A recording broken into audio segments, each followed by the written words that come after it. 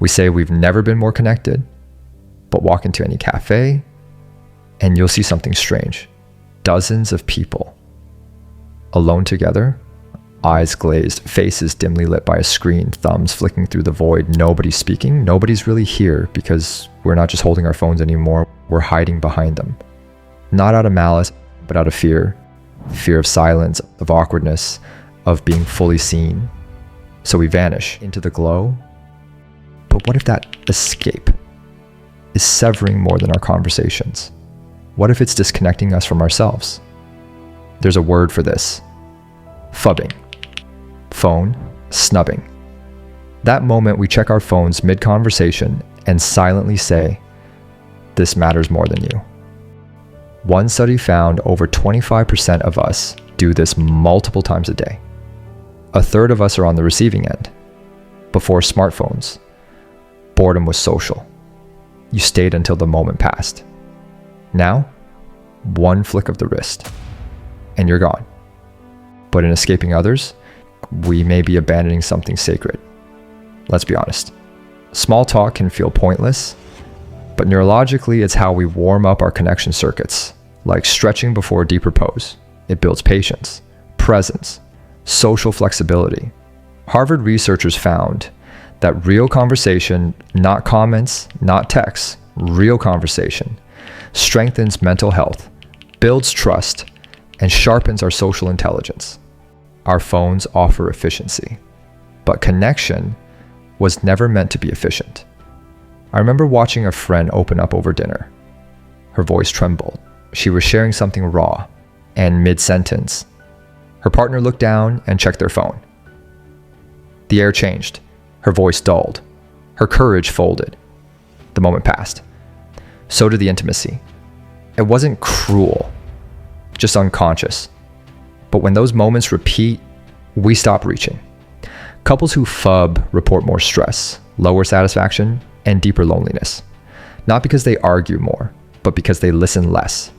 So why is it so hard to resist the scroll? Because every buzz, ping, and swipe is a miniature dopamine loop. Dopamine, the molecule of more. It doesn't bring peace, just anticipation, like a slot machine in your pocket. And it was built that way. This wasn't an accident. It was engineered. Continuous partial attention isn't a glitch. It's the goal. The more fragmented we are, the easier we are to influence. Because smartphones don't just ask for our attention, they harvest it. And attention is sacred currency. Where it flows, your life follows. But here's the deeper fracture. We blame our phones, but they're not the root. They're the shield we've learned to build against stillness, against vulnerability, against our own inner quiet. We reach for them because we're afraid of what lies beneath the noise. And when a culture can't sit still, can't stay with a thought, can't hold silence, we don't just lose connection. We lose reflection. We lose the space where insight lands.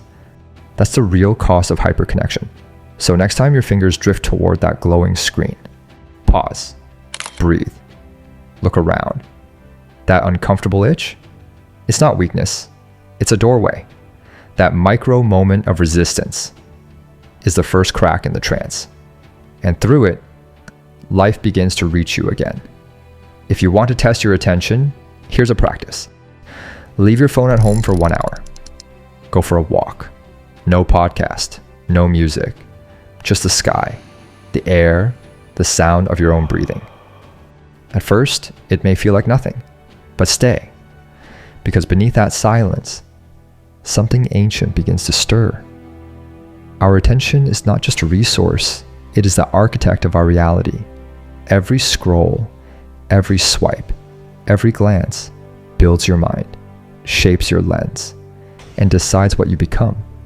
So be wise with where you place your presence. Because not all shields protect. Some just keep life out. Stay present, stay human, stay awake. Thanks for tuning into Conscious Vibe. If this resonated, like, share, or send it to someone who's ready for more. And don't forget to subscribe for deeper drops, sharper insights, and future-shaping ideas. Hit subscribe. Stay curious.